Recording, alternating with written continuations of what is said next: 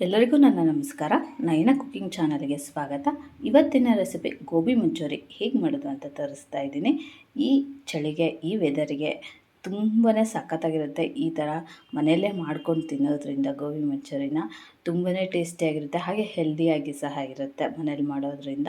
ನಾನು ಸ್ಟಾರ್ಟ್ ಮಾಡೋಕ್ಕಿಂತ ಮುಂಚೆ ನನ್ನ ರೆಸಿಪಿ ನಿಮಗೆ ಇಷ್ಟ ಆದರೆ ಪ್ಲೀಸ್ ಲೈಕ್ ಮಾಡಿ, ಶೇರ್ ಮಾಡಿ, ಹಾಗೆ ಸಬ್ಸ್ಕ್ರೈಬ್ ಮಾಡಿ, ಹಾಗೆ ಕಮೆಂಟ್ ಮಾಡಿ. ಹಾಗೆ ನನ್ನ ಯಾವುದಾದ್ರೂ ರೆಸಿಪಿ ಬೇಕು ಅಂದರೆ ಕಮೆಂಟ್ ಮೂಲಕ ತಿಳಿಸಿ. ಹಾಗೆ ನನ್ನ ಅನೇಕ ರೆಸಿಪಿಗಳನ್ನು ನೀವು ಫೇಸ್ಬುಕ್ ಹಾಗೆ ಯೂಟ್ಯೂಬ್ ಚಾನಲಲ್ಲಿ ನನ್ನ ಅನೇಕ ರೆಸಿಪಿಗಳನ್ನು ನೀವು ನೋಡ್ಬೋದು. ಬನ್ನಿ ಸ್ಟಾರ್ಟ್ ಮಾಡೋಣ. ಗೋಬಿ ಮಂಚೂರಿ ಮಾಡೋಕ್ಕೆ ಏನೇನು ಇಂಗ್ರೀಡಿಯೆಂಟ್ಸ್ ಬೇಕು ಅಂತ ಹೇಳ್ತಾ ಇದ್ದೀನಿ. ಈ ಥರ ಗೋಬಿನ ಚಿಕ್ಕ ಚಿಕ್ಕದಾಗಿ ಕಟ್ ಮಾಡಿ ಇಟ್ಕೋಬೇಕು. ಹಿಟ್ಟು ಕಲಸೋದಕ್ಕೆ 1 ಟೇಬಲ್ ಸ್ಪೂನಷ್ಟು ಅಚ್ಚಕಾರದ ಪುಡಿ, 1 ಟೇಬಲ್ ಸ್ಪೂನಷ್ಟು ಮೆಣಸಿನ ಪುಡಿ, ರುಚಿಗೆ ತಕ್ಕಷ್ಟು ಉಪ್ಪು, 2 ಟೇಬಲ್ ಸ್ಪೂನಷ್ಟು ಶುಂಠಿ ಬೆಳ್ಳುಳ್ಳಿ ಪೇಸ್ಟ್. ಹಿಟ್ಟು ಕಲಸೋದಕ್ಕೆ 1 ಬೌಲ್ನಷ್ಟು ಮೈದಾ ಹಿಟ್ಟು, ಅರ್ಧ ಬೌಲ್ನಷ್ಟು ಕಾರ್ನ್ಫ್ಲೋರು, 1 ಟೇಬಲ್ ಸ್ಪೂನಷ್ಟು ಅಕ್ಕಿ ಹಿಟ್ಟು. ಸಾಸಿಗೆ ಏನೇನು ಇಂಗ್ರೀಡಿಯೆಂಟ್ಸ್ ಬೇಕು ಅಂತ ಹೇಳ್ತಿದ್ದೀನಿ. 2 ಈರುಳ್ಳಿನ ಚಿಕ್ಕದಾಗಿ ಕಟ್ ಮಾಡಿ ಇಟ್ಕೊಂಡಿದ್ದೀನಿ, ಸ್ವಲ್ಪ ಕೊತ್ತಂಬರಿ, 1 ಟೇಬಲ್ ಸ್ಪೂನಷ್ಟು ಸೋಯಾ ಸಾಸು, 4 ಟೇಬಲ್ ಸ್ಪೂನಷ್ಟು ಕೆಚಪ್ಪು, ಟೊಮೆಟೊ ಕೆಚಪ್ಪು, 2 ಟೇಬಲ್ ಸ್ಪೂನಷ್ಟು ರೆಡ್ ಚಿಲ್ಲಿ ಸಾಸು, 1 ಟೇಬಲ್ ಸ್ಪೂನಷ್ಟು ಅಚ್ಚಕಾರದ ಪುಡಿ, ಸ್ವಲ್ಪ ಬೆಳ್ಳುಳ್ಳಿನ 2 ಟೇಬಲ್ ಸ್ಪೂನಷ್ಟು ಬೆಳ್ಳುಳ್ಳಿ, 1 ಟೇಬಲ್ ಸ್ಪೂನಷ್ಟು ಹಸಿ ಶುಂಠಿ, 3 ಹಸಿಮೆಣಸಿನ್ಕಾಯಿನ ಉದ್ದುದ್ದ ಹೆಚ್ಚಿಟ್ಕೊಂಡಿದ್ದೀನಿ. ವಿನೆಗರು 1 ಟೇಬಲ್ ಸ್ಪೂನಷ್ಟು. ನೀರು ಕುದೀತಾ ಇದೆ, ಇದಕ್ಕೆ ಸ್ವಲ್ಪ ಉಪ್ಪು, ಒಂದು ಅರ್ಧ ಟೇಬಲ್ ಸ್ಪೂನಷ್ಟು ಅರಿಶಿನ, ಇದಕ್ಕೆ ಗೋಬಿ ಹಾಕ್ತಾಯಿದ್ದೀನಿ. ಇದು ಒಂದು 5 ನಿಮಿಷ ಆಫ್ ಮಾಡಿ ಒಂದು 5 ನಿಮಿಷ ಹೀಗೆ ಬಿಡಬೇಕು. ಕೈ ಆಡಿ 5 ನಿಮಿಷ ಬಿಟ್ಟರೆ ಸಾಕಾಗುತ್ತೆ. ಈಗ 5 ನಿಮಿಷ ಆಗಿದೆ. ಇದರಲ್ಲಿರುವಂತಹ ನೀರು ತೆಗೆದು ಇದು ಕಂಪ್ಲೀಟಾಗಿ ಆರಬೇಕು.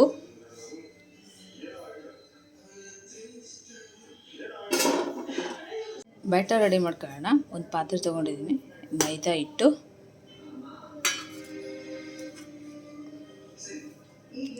ಕಾರ್ನ್ಫ್ಲೋರು, ಅಕ್ಕಿ ಹಿಟ್ಟು,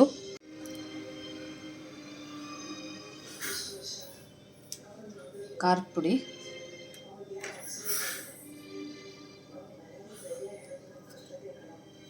ಶುಂಠಿ ಬೆಳ್ಳುಳ್ಳಿ ಪೇಸ್ಟು, ಮೆಣಸಿನ ಪುಡಿ, ರುಚಿಗೆ ತಕ್ಕಷ್ಟು ಉಪ್ಪು. ಇದನ್ನು ನೀಟಾಗಿ ಮಿಕ್ಸ್ ಮಾಡಿಬಿಟ್ಟು ನೀರು ಹಾಕಿ ಕಲಿಸ್ಕೋಬೇಕು. ಇದನ್ನು ಇವಾಗ ನೀರು ಹಾಕಿ ಕಲಿಸ್ಕೊಳ್ಳೋಣ. ಸ್ವಲ್ಪ ನೀರು ಹಾಕಿ ಕಲಿಸ್ಕೋಬೇಕು.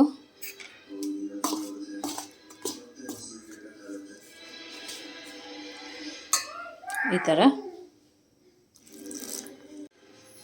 ಹಿಟ್ಟು ರೆಡಿಯಾಗಿದೆ. ಈ ಗೋಬಿ ತಣ್ಣಗಾಗಿದೆ. ಇದಕ್ಕೆ ಖಾರದ ಪುಡಿ ಮ್ಯಾರಿನೇಟ್ ಮಾಡೋಣ. ಒಂದು ಅರ್ಧ ಟೇಬಲ್ ಸ್ಪೂನಷ್ಟು ಅಚ್ಚಕಾರದ ಪುಡಿ, ಮೆಣಸಿನ ಪುಡಿ, ರುಚಿಗೆ ತಕ್ಕಷ್ಟು ಉಪ್ಪು,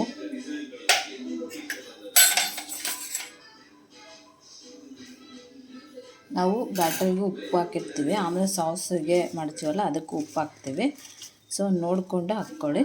ಈ ಥರ ಕೈಯಲ್ಲೇ ಮಿಕ್ಸ್ ಮಾಡಿ ಇದೊಂದು 10 ನಿಮಿಷ ನೆನಿಬೇಕು. ಎಣ್ಣೆಕಾಯಿ ಇಟ್ಕೊಂಡಿದ್ದೀನಿ. ಈ ಬ್ಯಾಟರ್ಗೆ ಈ ನೆನೆಸಿಟ್ಟಿದ್ವಲ್ಲ ಇದನ್ನು ಗೋಬಿನ ಹಾಕಿ ಕೈ ಆಡಿ ಒಂದೊಂದೇ ಹಾಕಿ ಈ ಥರ ಮಿಕ್ಸ್ ಮಾಡ್ಕೋಬೇಕು ನೀಟಾಗಿ. ಎಲ್ಲದಕ್ಕೂ ಇದು ಅಂಟ್ಕೋಬೇಕು, ಆ ಥರ ಮಿಕ್ಸ್ ಮಾಡ್ಕೋಬೇಕು. ಈ ಥರ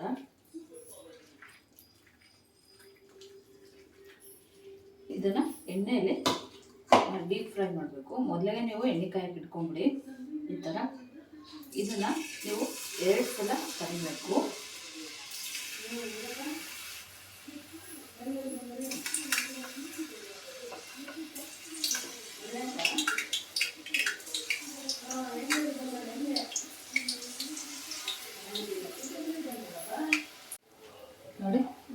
ಸ್ವಲ್ಪ ಕ್ರಿಸ್ಪಿಯಾಗಿದೆ. ಇದನ್ನು ಒಂದು ಪ್ಲೇಟಿಗೆ ತೆಗಿತಾ ಇದ್ದೀನಿ. ನೋಡ್ತಾ ಇರ್ಬೋದು.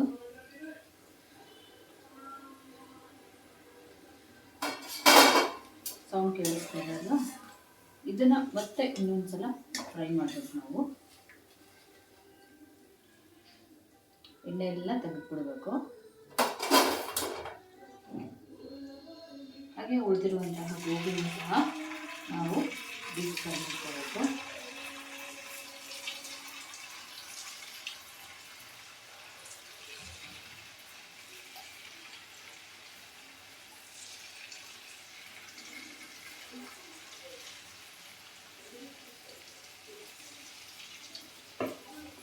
ಇದು ಸಹ ಕ್ರಿಸ್ಪಿ ಆಗಬೇಕು.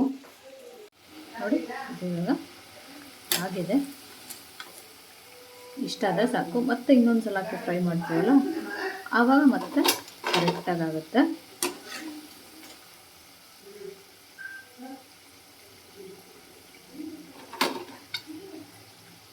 ನೋಡಿ, ಎಲ್ಲ ಗೋಬಿನೂ ಈ ಥರ ಕರ್ಕೊಂಡು ಇಟ್ಕೊಂಡಿದ್ದೀನಿ. ಮತ್ತು ಇದನ್ನು ನಾವು ಇನ್ನೊಂದು ಸಲ ಫ್ರೈ ಮಾಡಬೇಕು. ನಾವು ಯಾವಾಗ ಸಾಸು ಮಾಡೋಕ್ಕೆ ಸ್ಟಾರ್ಟ್ ಮಾಡ್ತೀವಲ್ಲ, ಆವಾಗ ಅದಕ್ಕೂ ಮುಂಚೆ 1 ನಿಮಿಷ ಮುಂಚೆ ಇದನ್ನು ಮತ್ತೆ ಇನ್ನೊಂದು ಸಲ ಡೀಪ್ ಫ್ರೈ ಮಾಡಿದೆ ತುಂಬ ಚೆನ್ನಾಗಿ ಕ್ರಿಸ್ಪಿಯಾಗಿ ಬರುತ್ತೆ. ಇವಾಗ ಇದನ್ನು ಮತ್ತೆ ಡೀಪ್ ಫ್ರೈ ಮಾಡ್ಕೊಳ್ಳೋಣ. ನೀವು ಒಂದು ಸಲ ಕರೆದಿದ್ದೆ ಮತ್ತು ಇನ್ನೊಂದು ಸಲ ಡೀಪ್ ಫ್ರೈ ಮಾಡ್ಕೋಬೇಕು. ತೆಗೆದ್ಮೇಲೆ ನೀವು ಯಾವಾಗ ಸಾಸ್ ತಯಾರು ಮಾಡ್ತೀವಲ್ಲ, ಯಾವಾಗ ತಿಂತೀವಲ್ಲ, ಆವಾಗ ನೀವು ಇದನ್ನು ಇನ್ನೊಂದು ಸಲ ಡೀಪ್ ಫ್ರೈ ಮಾಡ್ಕೋಬೇಕು.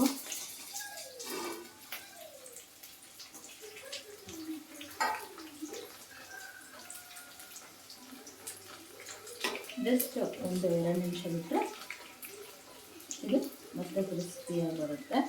ಆಲ್ಮೋಸ್ಟ್ ಮುಕ್ಕಾಲು ಭಾಗ ಕರ್ಬಿಟ್ಟಿರ್ತೀವಿ. ಇನ್ನೊಂದು 1% ಅಷ್ಟೇ ಇರುತ್ತೆ. ನೋಡಿ, ಇವಾಗ ಇದು ಆಗಿದೆ. ತೆಗಿತಾ ಇದ್ದೀನಿ.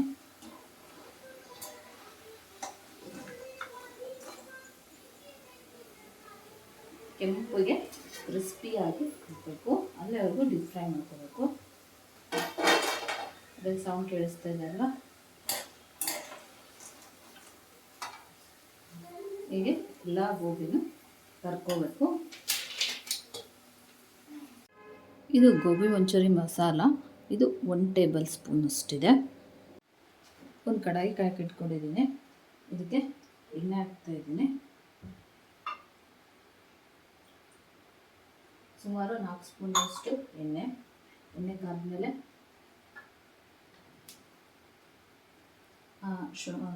ಬೆಳ್ಳುಳ್ಳಿ, ಶುಂಠಿ, ಹಸಿಮೆಣಸಿನ್ಕಾಯಿ ಇದೆಲ್ಲ ಹಾಕ್ತಾಯಿದ್ದೀನಿ. ಹಸಿಮೆಣಸಿನ್ಕಾಯಿ ಹಾಕ್ತಾಯಿದ್ದೀನಿ.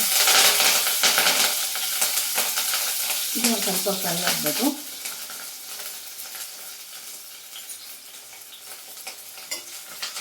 ಇದು ಫ್ರೈ ಆದಮೇಲೆ ಇದಕ್ಕೆ ಬೆಳ್ಳುಳ್ಳಿ 1 ನಿಮಿಷದ ಕಾಲ ಫ್ರೈ ಆಗಬೇಕು. ಫ್ರೈ ಆದಮೇಲೆ ಬೆಳ್ಳುಳ್ಳಿ,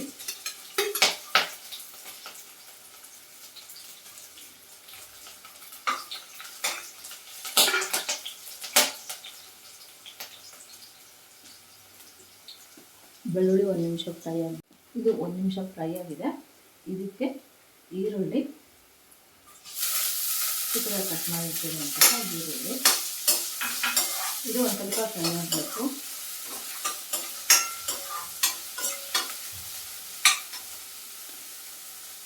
ಇದು ಇವಾಗ ಫ್ರೈ ಆಗಿದೆ.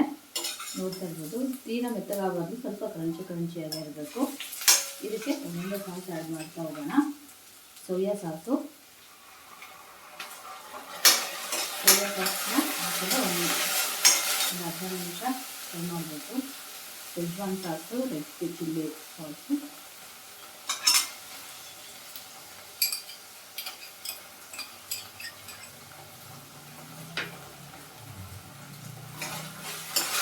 ಸೋಯಾ ಸಾಸನ್ನ ಜಾಸ್ತಿ ಹಾಕಿದ್ರೆ ಹುಳಿ ಆಗಿಬಿಡುತ್ತೆ.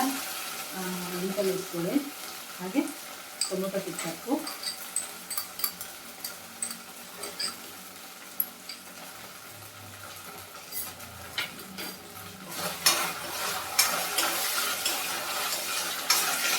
ಹಾಕಿದ್ರೆ ಒಂದ್ಸಲ ನೆನಪಾಗಿ ಈ ಥರ ಮಿಕ್ಸ್ ಮಾಡ್ಕೋಬೇಕು.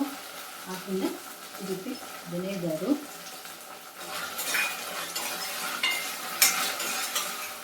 ವಿನೆಗರ್ ಹಾಕಿದ್ರೆ ಉಪ್ಪು ರುಚಿಗೆ ತಕ್ಕಷ್ಟು. ಆಲ್ರೆಡಿ ಹಿಟ್ಟಿಗೆ ಹಾಗೆ ಇದಕ್ಕೆಲ್ಲ ಹಾಕ್ಬಿಟ್ಟಿರ್ತೀವಿ, ನೋಡಿಕೊಂಡು ಹಾಕ್ಕೊಳ್ಳಿ. ಹಾಗೆ ಖಾರದ ಪುಡಿ, ಹಾಗೆ ಇದು ಗೋಬಿ ಮಂಚೂರಿ ಮಸಾಲ ಇತ್ತಲ್ಲ, ಇದಕ್ಕೆ ನೀರು ಹಾಕಿ ಒಂದ್ಸಲ ಮಿಕ್ಸ್ ಮಾಡ್ಕೋಬೇಕು.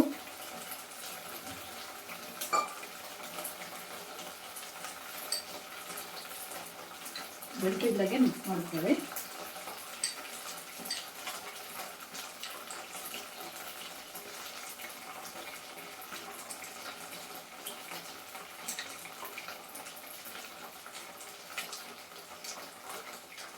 ಮಿಕ್ಸ್ ಆದಮೇಲೆ ಸಾಸಿವೆ ಹಾಕಿದ್ರೆ ಒಂದ್ಸಲ ಮಿಕ್ಸ್ ಮಾಡಬೇಕು. ಇದಕ್ಕೆ ಗೋಬಿ ಮಂಚೂರಿ ಮಸಾಲ ಇರ್ತದೆ, ಒಂದು ಸ್ವಲ್ಪ ನೀರು ಹಾಕ್ಬಿಟ್ಟು ಮಿಕ್ಸ್ ಮಾಡಿ ಇದು ಮಾಡಿದ್ದೀನಿ. ಇದನ್ನು ಒಂದ್ಸಲ ಫ್ರೈ ಮಾಡ್ಕೋಬೇಕು. ಇವಾಗ ಇದಕ್ಕೆ ಗೋಬಿ ಹಾಕಿ ಮಿಕ್ಸ್ ಮಾಡಿದ ತಕ್ಷಣ ನೀವು ಸರ್ವ್ ಮಾಡಿಬಿಡ್ಬೇಕು, ಇಲ್ಲಾಂದರೆ ಮೆತ್ತಗಾಗ್ಬಿಡುತ್ತೆ. ತುಂಬ ಇದನ್ನು ಸ್ವಲ್ಪ ಫಾಸ್ಟಾಗಿ ಮಿಕ್ಸ್ ಮಾಡಬೇಕು. ಹೈ ಫ್ಲೇಮಲ್ಲಿ ಇಟ್ಕೊಂಡ್ಬಿಟ್ಟು ಮಾಡಬೇಕು, ಸಣ್ಣದೇ ಮಾಡಬೇಡಿ.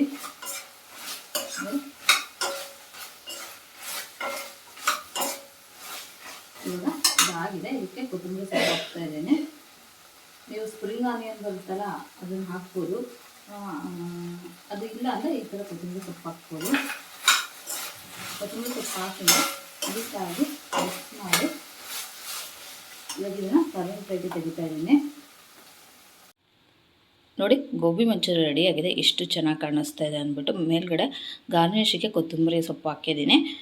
ತುಂಬಾ ಟೇಸ್ಟಿಯಾಗುತ್ತೆ. ಈ ಚಳಿಗೆ ಗೋಬಿ ಮಂಚೂರಿ ತಿಂದರೆ ಸಖತ್ತಾಗಿರುತ್ತೆ. ಒಂದು ಲೋಟ ಕಾಫಿ ಜೊತೆಗೆ ತುಂಬಾ ಟೇಸ್ಟಿಯಾಗಿ ಸಹ ಇರುತ್ತೆ. ನೀವು ಸಹ ಮನೇಲಿ ಒಂದ್ಸಲ ಟ್ರೈ ಮಾಡಿ ನೋಡಿ ಹೇಗಿತ್ತು ಅಂತ ನನಗೆ ಕಮೆಂಟ್ ಬಾಕ್ಸಲ್ಲಿ ತಿಳಿಸಿ. ನನ್ನ ರೆಸಿಪಿ ನಿಮಗೆ ಇಷ್ಟ ಆದರೆ ಪ್ಲೀಸ್ ಲೈಕ್ ಮಾಡಿ, ಶೇರ್ ಮಾಡಿ, ಹಾಗೆ ಸಬ್ಸ್ಕ್ರೈಬ್ ಮಾಡಿ. ಸಬ್ಸ್ಕ್ರೈಬ್ ಮಾಡೋದ್ರಿಂದ ನಾನು ಹಾಕೋ ಹೊಸ ರೆಸಿಪಿನ ನೀವು ನೋಡ್ಬೋದು. ಹಾಗೆ ನಿಮ್ಗೆ ಯಾವುದಾದ್ರೂ ರೆಸಿಪಿ ಬೇಕು ಅಂದರೆ ಕಮೆಂಟ್ ಮೂಲಕ ತಿಳಿಸಿ, ಆ ರೆಸಿಪಿನ ಮಾಡಿ ತೋರಿಸುವುದಕ್ಕೆ ನಾನು ಪ್ರಯತ್ನ ಪಡ್ತೀನಿ.